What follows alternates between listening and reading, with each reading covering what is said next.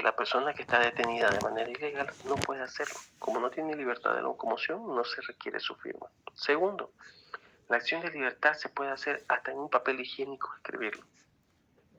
No requiere la formalidad, simplemente si hay la posibilidad de presentarlo por escrito, no tengo que cumplir las formalidades de presentarlo en papel bond, con los márgenes a ambos lados.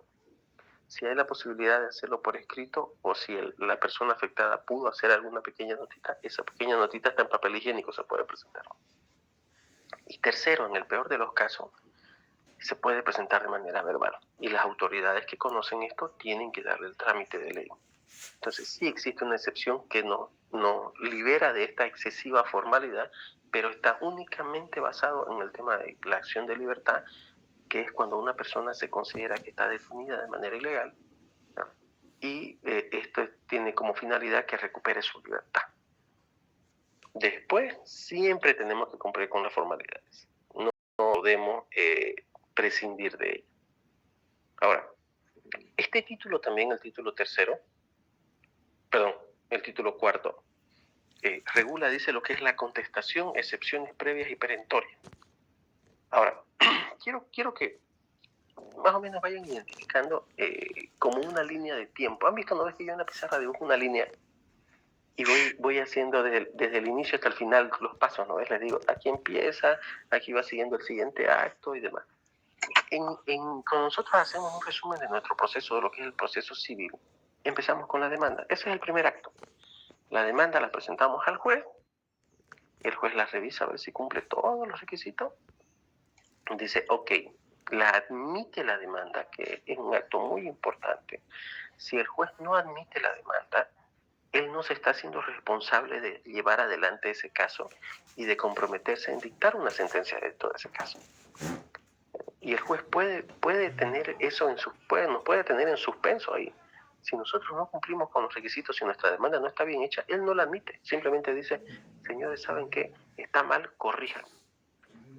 Y en ese tiempo yo puedo perder 1 mes, 2 meses, 3 meses, si no se corrige, si yo no lo corrijo, por ejemplo, o si no se mueve de una manera rápida eso, el perjudicado voy a ser yo.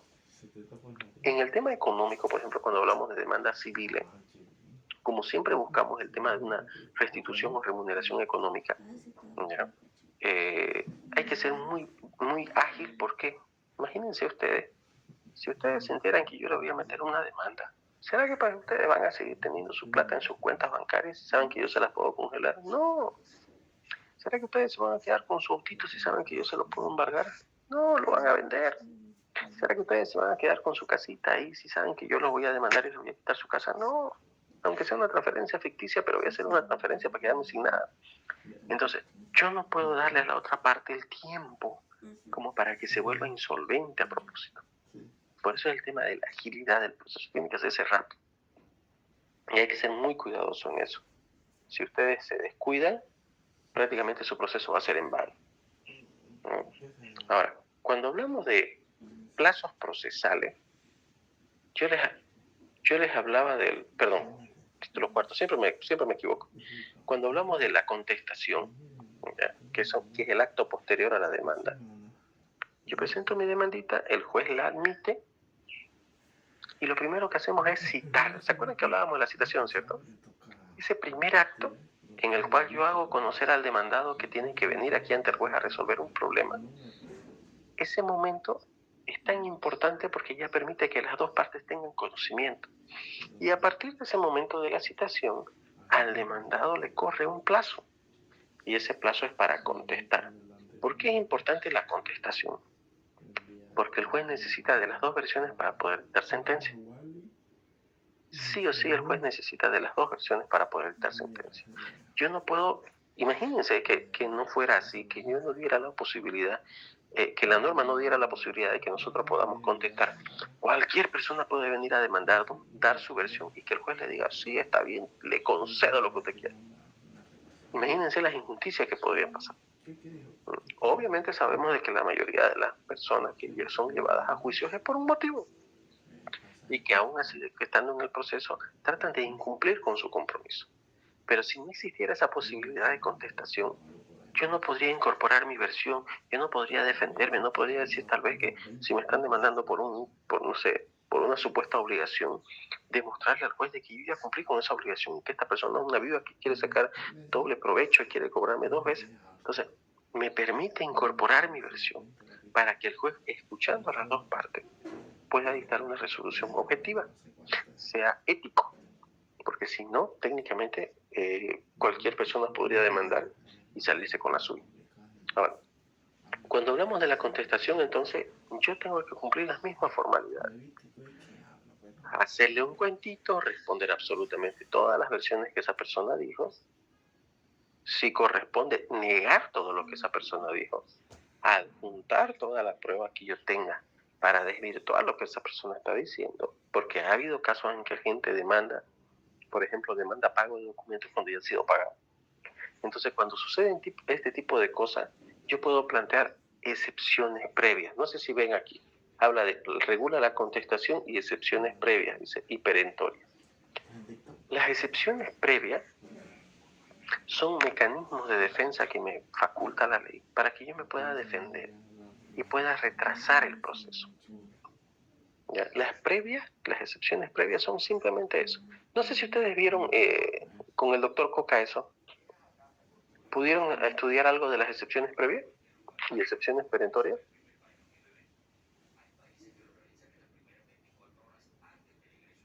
Creo que no, doctor. ¿No se acuerda nadie? A ver. No, doctor. No. Ya, muy bien.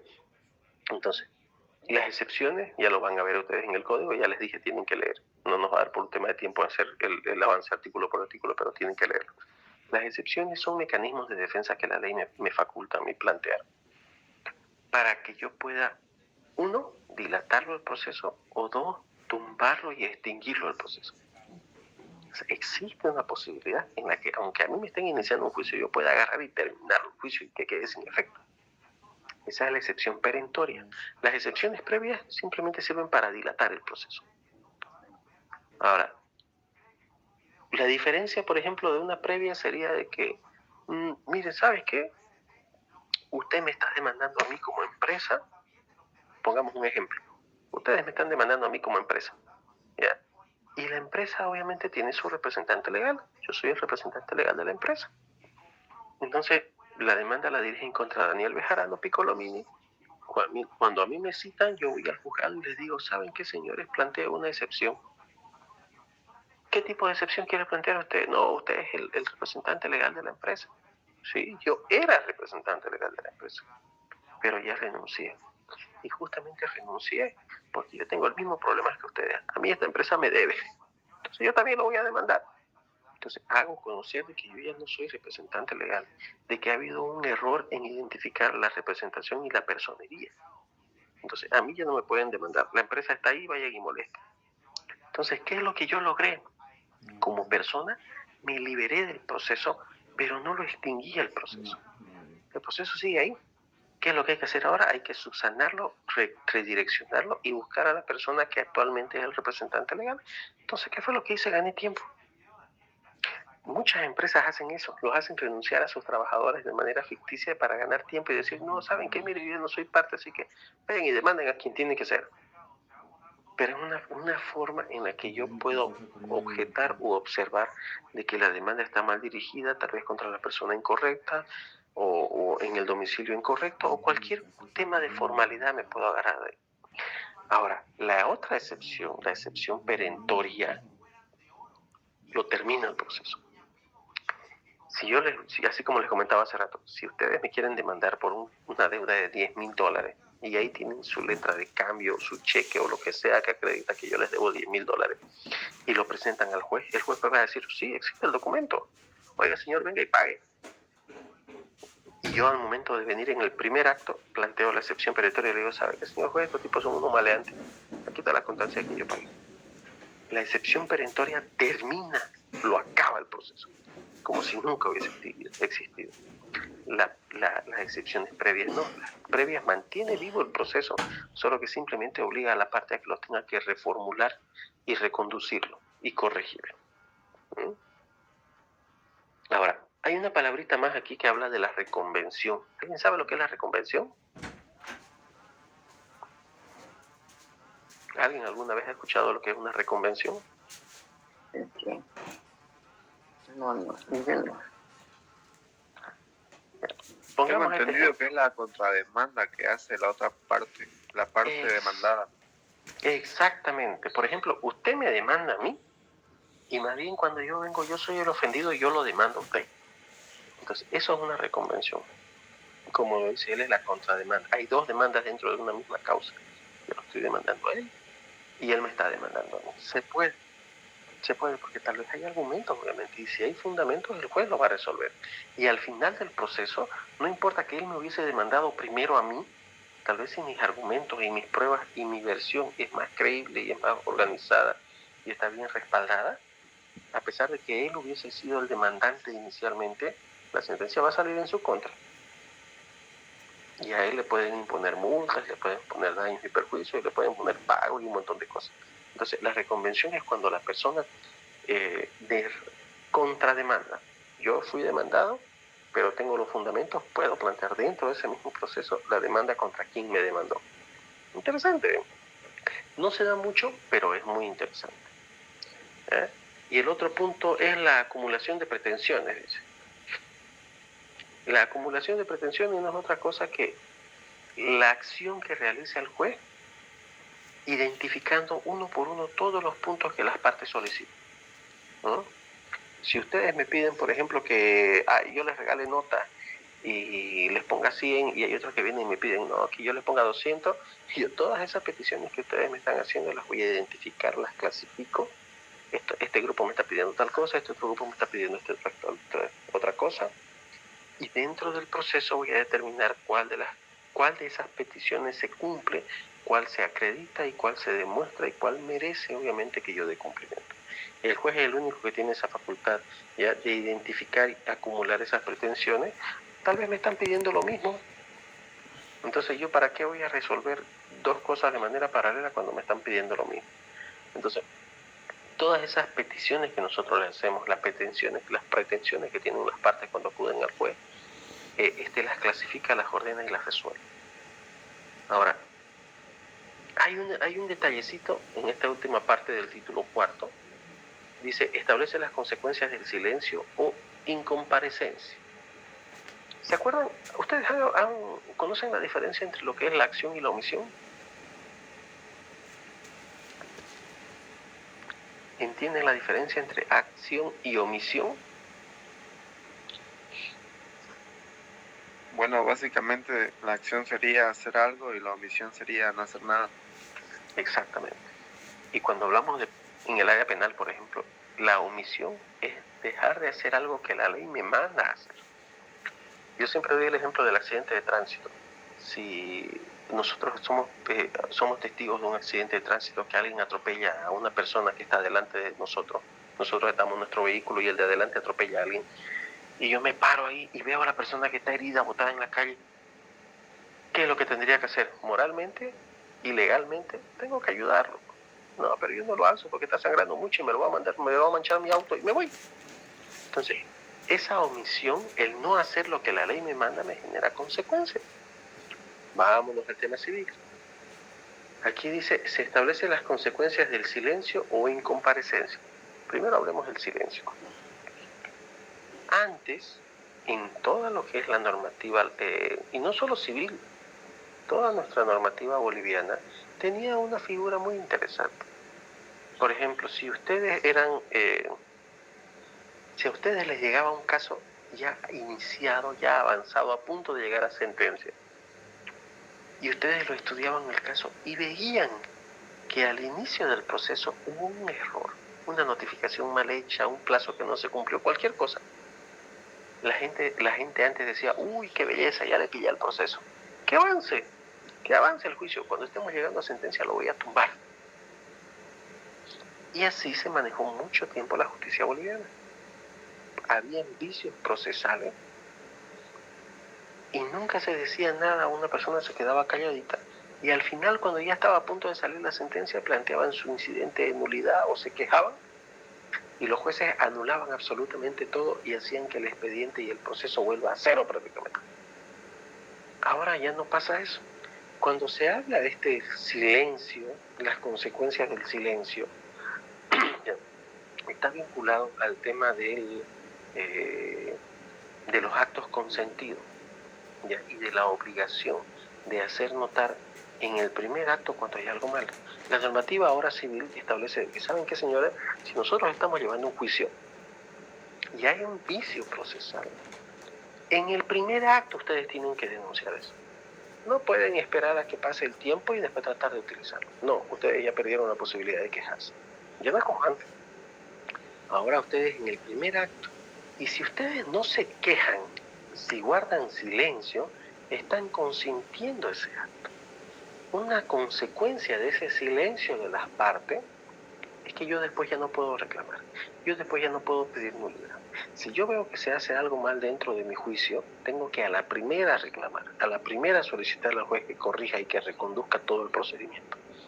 Porque si yo me callo, si yo no digo, por ejemplo, si en el memorial de la otra parte dice, ¿sabes qué? Ese abogado es feo, gordo y pelón.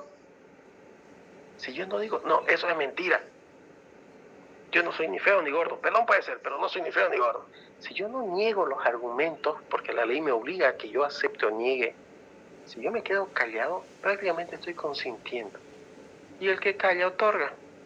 Aunque ustedes no crean, dentro de la normativa y dentro de la parte procesal, es muy importante eso. Yo siempre tengo que negar las pretensiones ajenas. Siempre tengo que decir no corresponde. Porque si yo no digo nada, prácticamente es como si lo estuviera aceptando. No es definitivo, pero ya es un indicio. Y es un indicio que al momento de dictar sentencia el juez va a hacer que pese a favor o en contra.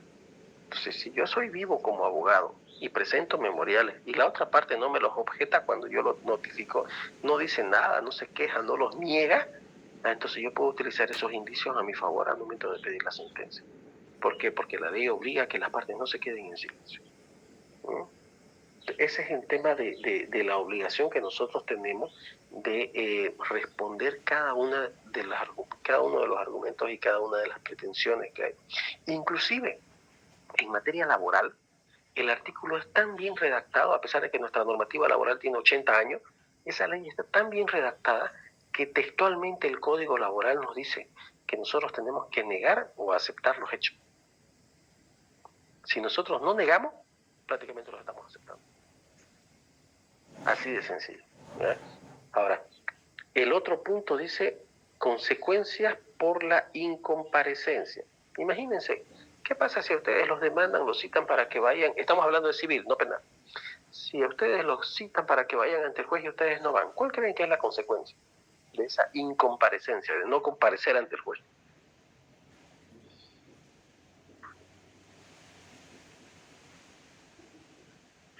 ¿Aló? ¿Están escuchando?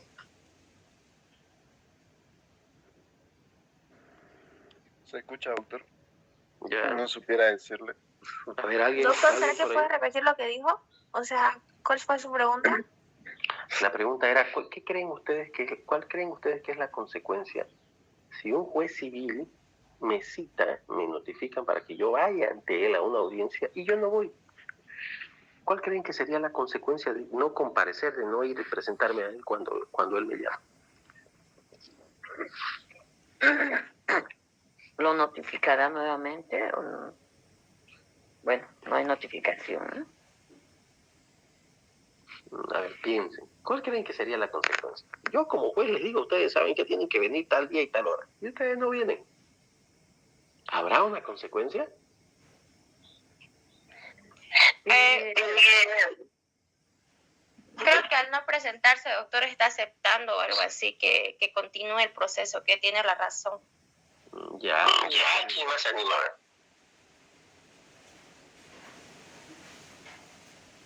Bien, compañera, ¿quién más se anima? Hablen, lo que quieras que hablen.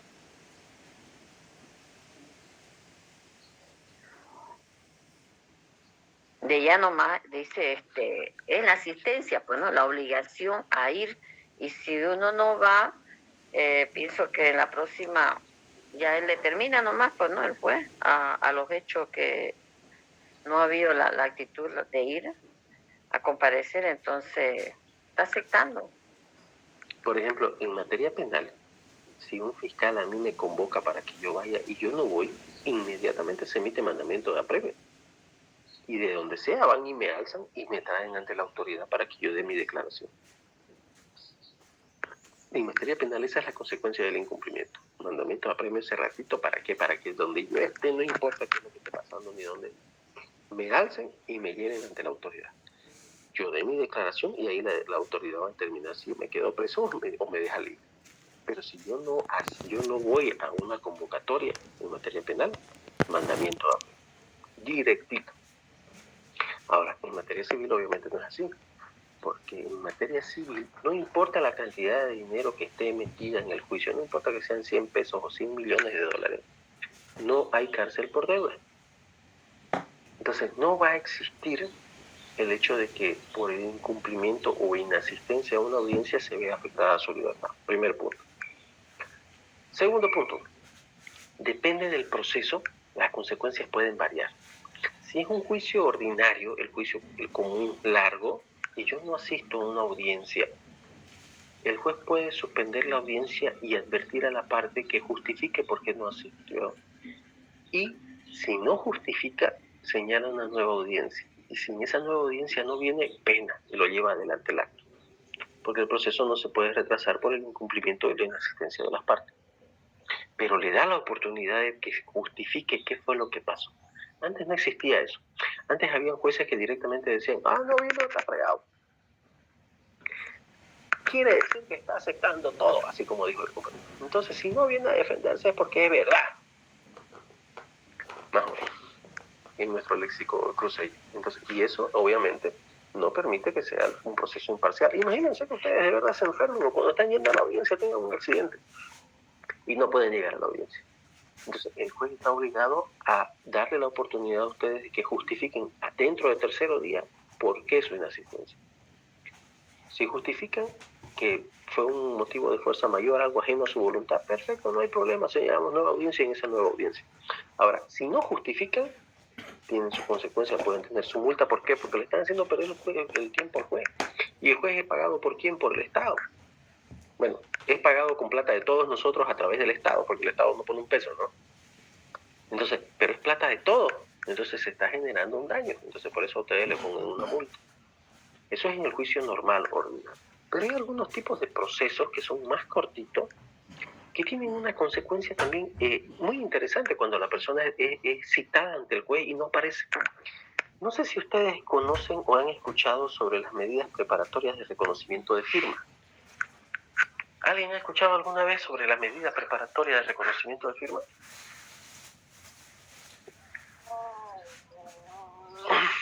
Es un procedimiento cortito que se hace ante el juez y eso les va a dar buena plata, jóvenes.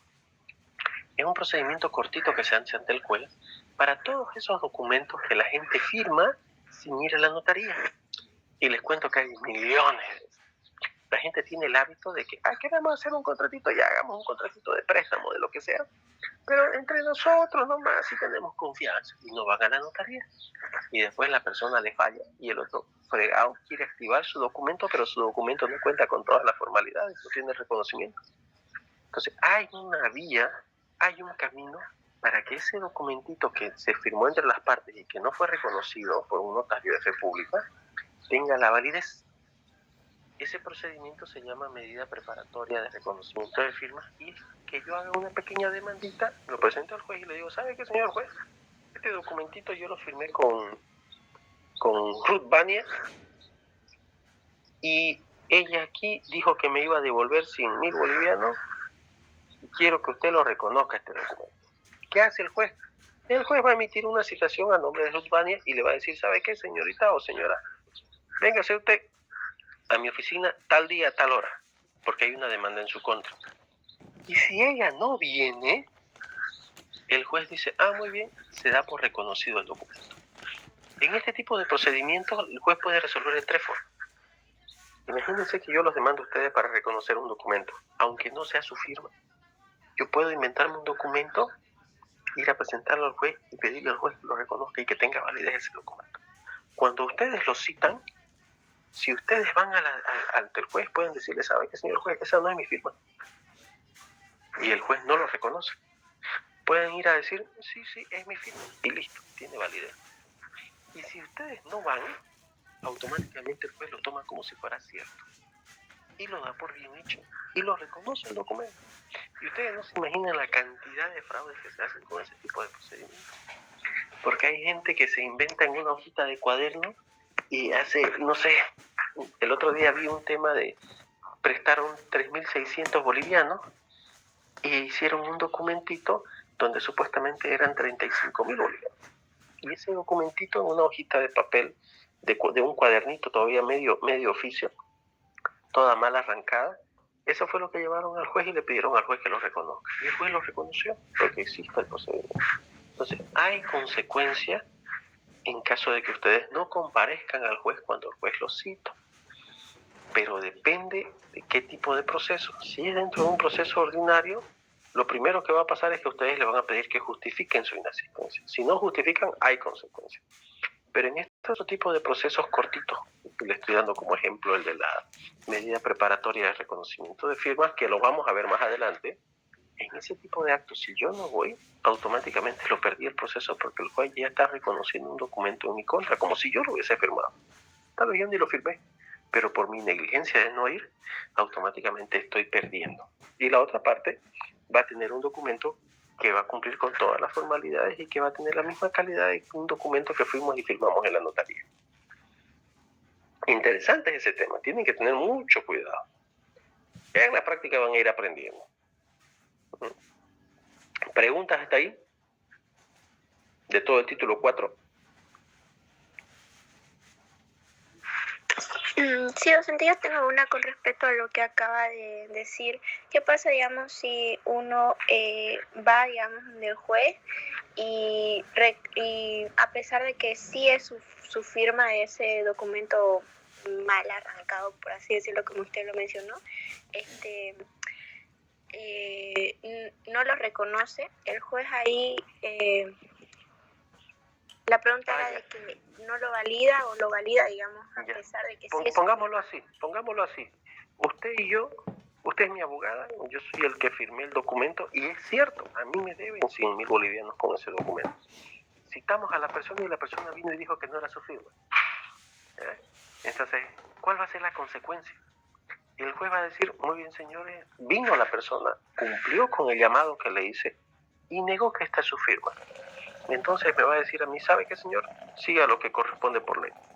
¿Y qué es lo que toca hacer ahí en ese momento? Con usted, que es mi abogada, vamos a hacer un escrito y lo vamos a meter al juez y le vamos a decir, ¿sabe qué, señor juez? Es su firma. Pero como él ha venido ya negado ante usted, ante la autoridad de que sea su firma, yo voy a agarrarlo, voy a seguir el procedimiento. Le pido a usted que me designe un perito. Vamos a hacer un estudio grafológico y ahí vamos a determinar si es o no es su firma. Y la persona está obligada a colaborar. Y si se determina en ese estudio grafológico que realmente es su firma y que esa persona mintió ante una autoridad, aparte de que yo voy a tener vía libre para hacer mi proceso civil, tengo vía libre para hacer un proceso penal, porque la persona viene y dio un falso testimonio ante la autoridad. Eso es en caso de que se nieguen. Yo puedo hacer el estudio grafológico y con el estudio grafológico determinar si es o no es la firma. Ahora, si el estudio grafológico determina que no es la firma, ahí ya, chau, obviamente ya no hay qué más hacer. Doctor, y de igual manera aplica para la parte que está demandando y mintiese al momento del reconocimiento de la firma, es decir, que creo yo el documento falso con el monto que es erróneo, igual tiene acción penal para la parte demandante, ¿no? Claro, si se evidencia que se alteró o se dieron datos falsos. Sí. Ok, doctor, gracias. ¿Alguna otra pregunta? Buena observación de la compañera. Miren, se quedó con las ganas de saber qué pasaba en caso de que se diera esa situación. Bien. ¿Alguna otra pregunta? En resumen, doctor, entonces las 3 formas para reconocer de que esa firma es del demandado o que está exigiendo veracidad es la negligencia de no ir. ¿Cuál sería En conclusión, las tres formas para reconocer. El juez puede resolver de tres formas. Uno, reconociendo la firma, cuando la persona va y dice, sí, es mi firma. La segunda es cuando la persona va y dice, no, no es mi firma, se le abre la ventanita al demandante para que pueda pedir el estudio grafológico y siga por esa vía hasta demostrar si es o no es la firma. Y por último, que es lo que estábamos hablando de la incomparecencia, cuando yo en ese tipo de procedimientos, que es tan cortito, son juicios muy cortitos, cuando yo no voy, al juez ahí no le interesa si por qué pasó, no me pide que justifique, no me pide que yo o sea, no le importa nada. Si yo no fui, ahí el juez dice, muy bien, se toma por válido y se reconoce todo. La ley le da esa facultad al juez. En cambio, en un juicio ordinario, un juicio normal, el largo, el completo, si yo no asisto a una audiencia, el juez está obligado a pedirme que yo justifique.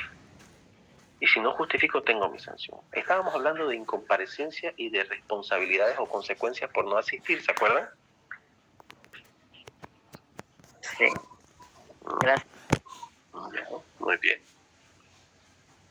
¿Alguna otra duda con respecto a esta partecita que hemos avanzado?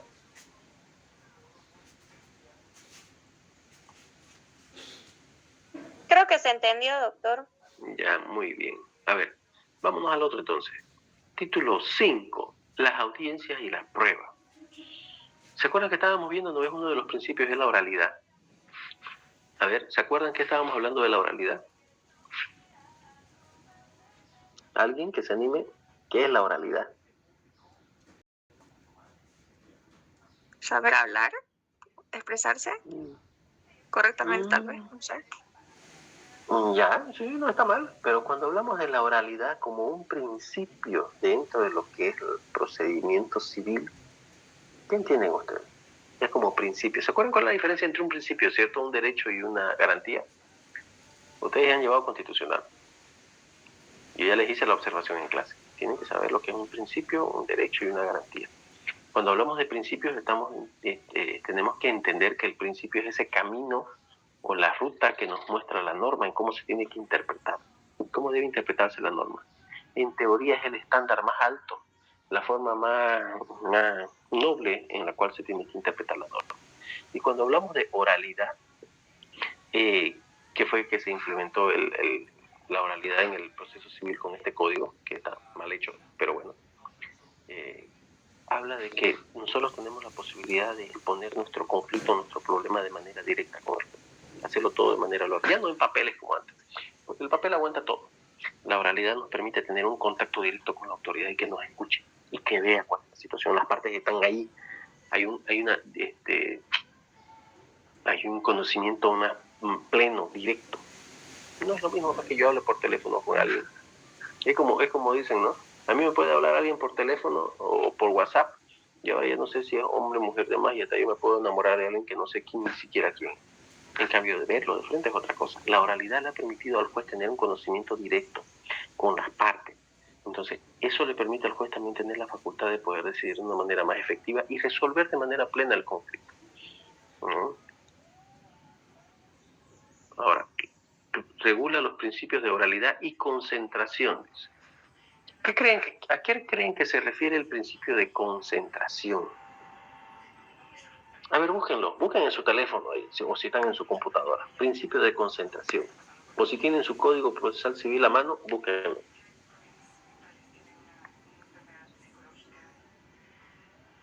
Debe ser artículo 132 o 133.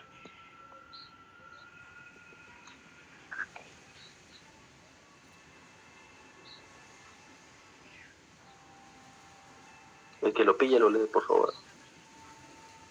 Doctor, según el Código Procesal Civil, exige la actividad procesal se agrupe en el menor número posible de actos para evitar su dispersión, se vincula estrechamente con la realidad y la inmediación, buscando que el juez tenga una visión más clara y global del proceso, realizando las actuaciones lo más próximas posible, idealmente en un solo acto y que la sentencia se dicte en el menor tiempo. ¿Está bien, doctor? Bien. A ver, entonces el objetivo de esta nueva norma es hacer más ágil y más rápido el proceso. Antes, cuando no existía este código y cuando no se había implementado la oralidad dentro del área civil, habían personas que demandaban lo mismo en diferentes juzgados y llevaban adelante los juicios de manera paralela, y en el que mejor les estaba yendo, o cuando mejor les parecía el juez, no sé, en esto o en el otro, ese lo dejaban y el otro lo retiraban. Así funcionaba. Yo recuerdo que trabajé en el Poder Judicial hace muchos años, y la primera vez que vi eso de manera práctica era como un tipo venía con la misma acción de amparo constitucional en 10 ejemplares, 10 veces, con 10 ejemplares, y la metía 10 veces. Y caía, antes el sistema, como es aleatorio supuestamente el sorteo de demanda, las asignaba, por ejemplo, juzgado primero, juzgado segundo, juzgado tercero, juzgado cuarto. Y él seguía metiendo causas hasta que caía donde él quería. Esa la dejaba y las demás todas las retiraba. Entonces había una manipulación del sistema. Yo escogía quién quería que sea mi juez. Con el tema de la implementación de este Código Procesal Civil, se buscó, no se ha logrado, pero se ha buscado, la intención es que los procesos sean más ágiles, que el juez tenga contacto directo con las partes, que se eviten actos innecesarios, que todas las peticiones que estén destinadas o enfocadas en este proceso se concentren en una sola autoridad, que no estén dispersas, una aquí, otra demanda por allá, no, uno solo que vea todo. Y si hay otra demanda, por ejemplo, aquí en este juicio, con el juez primero, yo soy el demandante y lo estoy demandando a ver quién está en aula, a quién voy a demandar, a ver ahora. A Cecia la estoy demandando. ¿Ya? En el juzgado primero yo la estoy demandando a Cecia, pero en el juzgado segundo ella me está demandando a mí por el mismo tema. Entonces ahí hay un conflicto de intereses, estamos viendo el mismo tema. Entonces, ¿qué es lo que la ley obliga aquí? Unifiquemos todo, concentremos. ¿Por qué? Porque se está resolviendo el mismo tema. Y dos jueces no pueden resolver el mismo tema. No puede haber dos sanciones o dos resoluciones sobre lo mismo. Entonces, uno se va a tener que apartar y todo se va a venir y se va a concentrar en un solo juez. Ese es el objetivo en teoría de la ley. Hacer más ágil y más rápido. ¿No? Hacer más ágil y rápido todo. Obviamente todavía estamos implementándolo, pero el objetivo es que llegue a ser efectivo. A ver, el siguiente punto dice, establece las etapas de la audiencia preliminar y complementaria. Dentro de lo que es el proceso ordinario, el proceso largo, existen dos audiencias principales. La audiencia preliminar,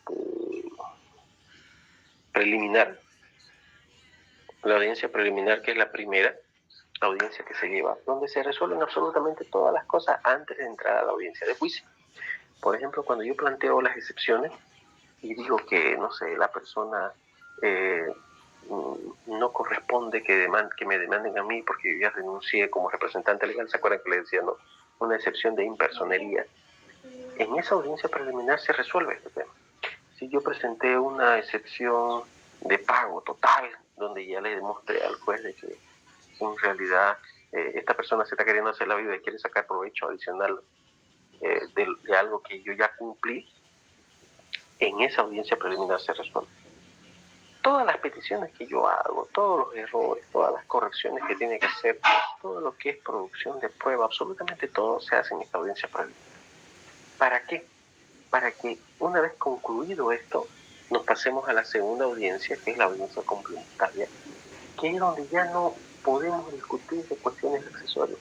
Ahí no podemos discutir, mire, ¿sabe que hay pendiente esta cosa, que usted no resolvió, que usted no tomó en cuenta o faltaba esta prueba? No, todo ya se resuelve. En la complementaria se prepara todo. Es como cuando un colega hace una referencia interesante. Es como cuando llegas a tu casa y te querés echar a dormir y empezás a preparar tu cama. Pones primero la sábana, pones cubrecama, pones colchita, pones todo, lo preparas todo bien y directamente queda listo para que uno pueda disfrutar del sueño. En este caso son todos los actos preparatorios antes de entrar a juicio. No se puede dejar nada pendiente porque en la audiencia de juicio se resuelve el tema de fondo. En la audiencia de juicio yo como abogado yo no puedo pedir que resolvamos o discutamos algo previo. Para eso existe la audiencia complementaria. Se creó este sistema como un filtro. En la primera audiencia preparamos todo, resolvemos absolutamente todas las quejas y en la segunda ya discutimos el tema de fondo, si corresponde o no corresponde. En la normativa, ahí en el código, ustedes se van a dar cuenta que los artículos que regulan esto nos dan paso a paso cómo se tiene que hacer. Dicen, no sé si alguien puede buscarlo, por favor, el artículo, no recuerdo qué artículo, pero detalla paso a paso cuál es el transcurso de toda la audiencia. Inclusive menciona cómo tiene que verificarse si las partes fueron notificadas, si están presentes, absolutamente hace un detalle exacto, cómo tiene que llevarse a cabo la audiencia, tanto la preliminar como la complementaria. Entonces no es complicado, pero en la visión general, a ver, yo metí mi demanda, cité, la persona contestó, se pidió prueba, en esta audiencia preliminar se resuelve todo lo que es la producción de pruebas, se resuelve todas las excepciones y dejamos todo listo, el caminito, sin ninguna piedra, sin ninguna observación para entrar a juicio. Y en juicio, en la audiencia de juicio, que todo es oral, como ya tenemos todo preparadito y todo ordenadito, no va a ser largo. La audiencia preliminar generalmente se alarga, porque es ahí donde se discute. Pero ya en la audiencia de juicio entramos a resolver el tema de fondo, si corresponde o no corresponde. Y en la misma audiencia, la juez tiene que dictar sentencia. Ella tiene que dictar su resolución, o sea, emitir su criterio en la audiencia. No es, cuidado que a ustedes les pase lo que antes pasaba. Al comienzo, cuando se empezó a implementar esto, se acababan las audiencias y los jueces decían, muy bien, entonces ya terminamos la audiencia, váyanse tranquilos, yo de aquí a una semana les aviso cuál es mi decisión. No, uno tiene que saber cuál es la decisión en ese momento. Ya han regulado eso, porque uno no se puede quedar con la incertidumbre. Imagínense que durante toda esa semana una de las partes vaya y lo visita al juez y le meta, no sé, unos $5,000. Obviamente, pues la decisión va a salir a su favor. Entonces, la decisión el juez la tiene que dar ese momento. Obviamente, de aquí a una semana o 2 semanas nos notificarán ya con la sentencia íntegra, con fundamentación, con una descripción y transcripción de todo lo que se habló en la audiencia. Pero la decisión ya está tomada y el juez ya no se puede salir de eso. ¿No? Interesante es el tema de cuando uno ya está en la práctica. A ver, dice también, regula medios de prueba, hay pruebas documentales, testificales, periciales, confesión judicial, inspección judicial y presunciones. Pregunta, cuando ustedes ven toda esta identificación de los tipos de pruebas, medios de prueba, ¿hay alguno que ustedes no identifiquen o no conozcan? ¿Alguno de ustedes nunca habían visto o no conocen?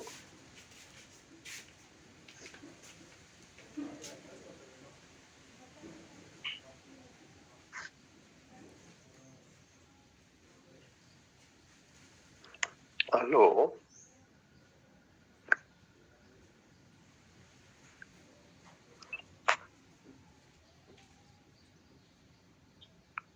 Hola, ¿me escuchan? Sí, doctor. Ya. ¿Hay alguna de estos medios de prueba que usted no conozca, compañera, que no haya escuchado o no ha escuchado de ninguno?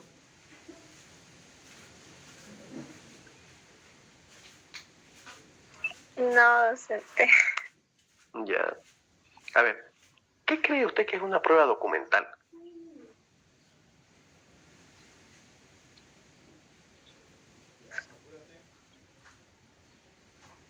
Compañera.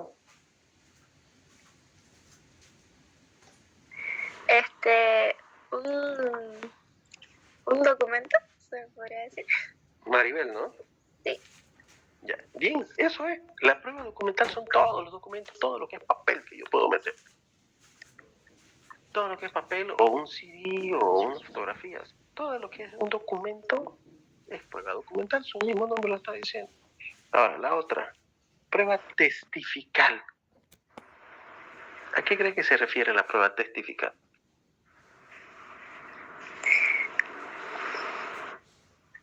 Sería un testigo, testimonio. Exactamente. Así de sencillo. Yo traigo personas que pueden aportar algún elemento importante. Entonces, esa es una prueba testifical. Una prueba pericial, por ejemplo, ¿cuál cree que sería una prueba pericial? ¿Ha escuchado eso alguna vez? Sí, doctor, son las personas especialistas, ¿no? Para dar un informe cabal. Exactamente, es cuando un perito tiene que hacer una evaluación y deja su informe. Por ejemplo, si vamos a nos estamos peleando una casa y la vamos a rematar la casa, necesitamos que alguien venga y haga un avalúo del inmueble porque necesitamos determinar su valor. Entonces, ¿a quién llamamos? A un arquitecto. El arquitecto hace su peritaje y nos entrega el informe. Entonces, no sé si era a ustedes que le comentaba, hay en Chile, aquí no hay, pero hay un peritaje interesante que se hace en Chile con respecto a los documentos, donde se puede determinar la antigüedad de la tinta que figura en los documentos. Porque hay gente que le pone que este documento, por ejemplo, al momento de imprimirlo, dice, este documento es del año 2006, y lo firman. ¿Y cómo se podría determinar si en realidad ese documento es o no es? El papel tal vez sí es viejo, tal vez inclusive lo hicieron a máquina de escribir para determinar que era viejo, pero ese estudio pericial que hacen en Chile ve el tema de la tinta y califica y certifica cuál es la antigüedad de la tinta. Aquí no hay, pero con ese tipo de procedimiento, por ejemplo, en Chile han encontrado bastante fraude, que documentos que así querían hacer notar como si fueran antiguos no eran nuevos, de una antigüedad, pero en la parte nominal el documento hacía figurar que eran de hace 20 o 30 años. Entonces, el tema pericial es muy importante. Porque si ustedes apoyan a un perito, un profesional que les aporte datos específicos, pueden ganar inclusive. Después, la confesión judicial. ¿Alguien sabe lo que es la confesión judicial? ¿O ha escuchado alguna vez sobre la confesión judicial?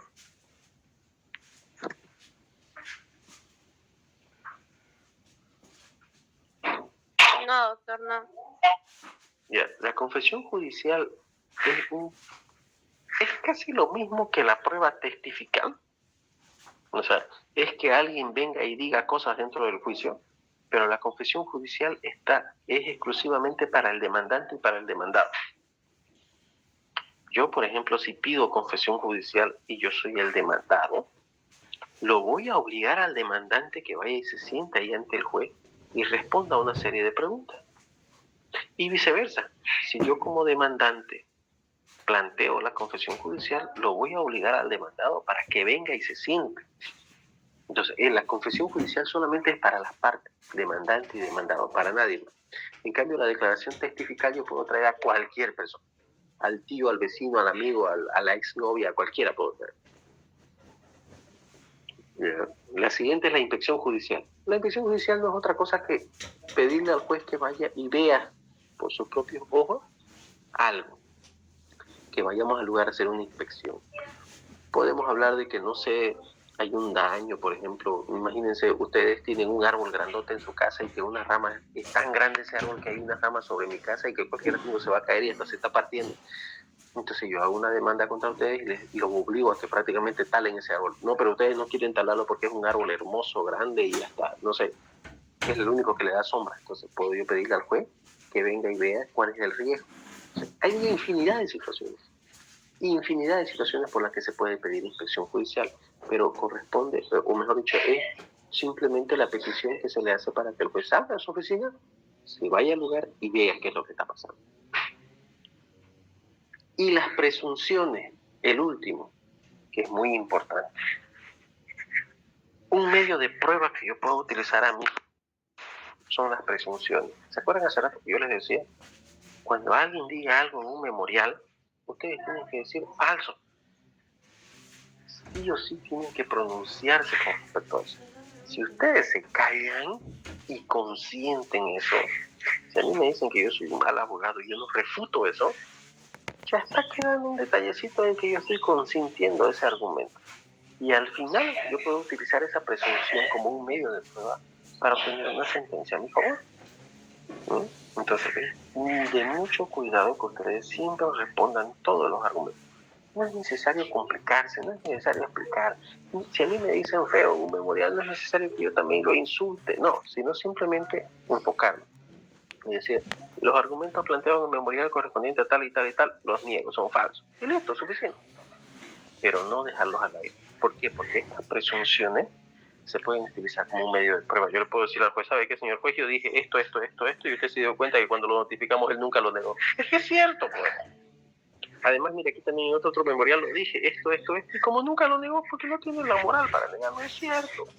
Entonces, ¿puedo armar yo mi estrategia en base a presunciones, y sí, es un medio de prueba.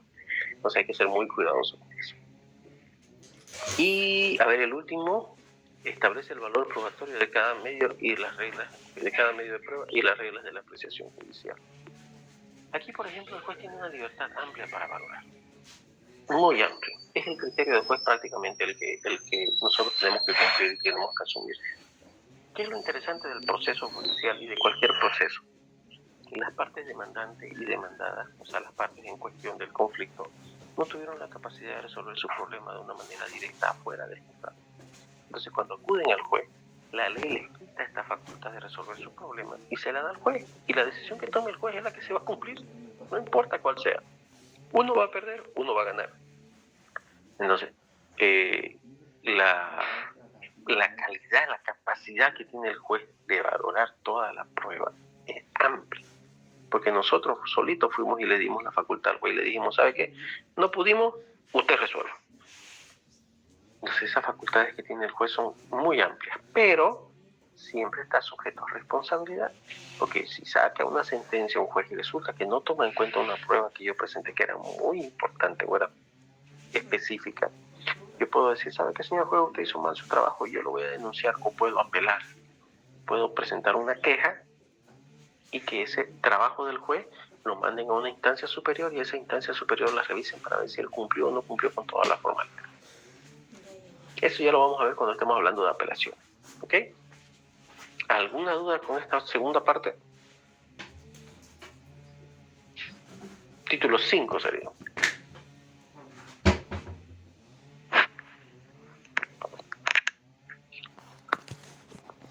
Por rato se me hace que estoy hablando solito porque está calladito usted. Claro, doctor. Estamos atentos, doctor. Belleza. Ya, muy bien. Ahí vamos a quedar entonces, señores. Estamos en el título 5. Ya. El lunes vamos. Yo directo voy a llegar a preguntar si hubo dudas sobre el tema, el título 6 de esta primera parte. Porque quiero que lean, por favor, es largo el feriado. Ah, no, pues el lunes no tenemos clase, ¿no? No, Hay feriado. Feriado, doctor. Entonces mejor tienen más tiempo que para leer. Por favor, avance, léanlo hasta donde puedan. Como mínimo lean este último título de la primera parte, que es el título 6, y de la segunda parte lean el 1, 2 y 3, ¿ya? Como mínimo. ¿Ya? Para la próxima clase. Listo, doctor. Y ahí le preguntamos al grupo. Listo, señores, que tengan un buen